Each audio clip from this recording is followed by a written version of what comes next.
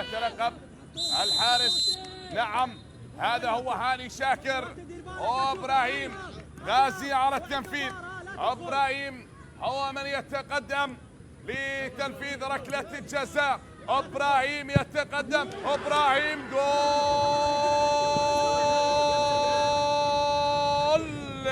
هدف اول لنادي الحدود.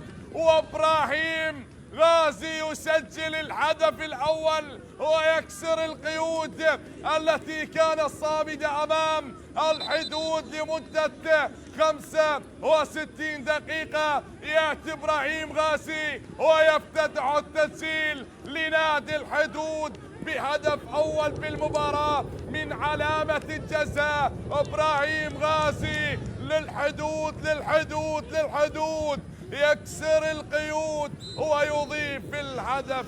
نعم خلاص هو من كسر القيود، هو من كسر القيود بهدف أول وجعل الحدود يتقدم، والآن يريد أن يقود الحدود بهدف ثاني. يتقدم إبراهيم غازي وجول ثاني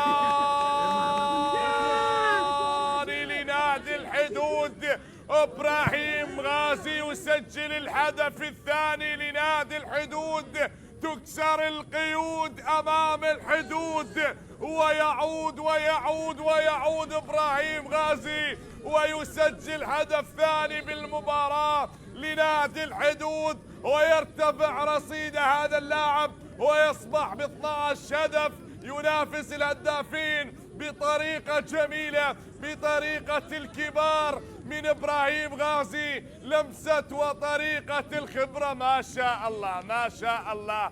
إبراهيم غازي يسجل هدف روعة، هدف جميل.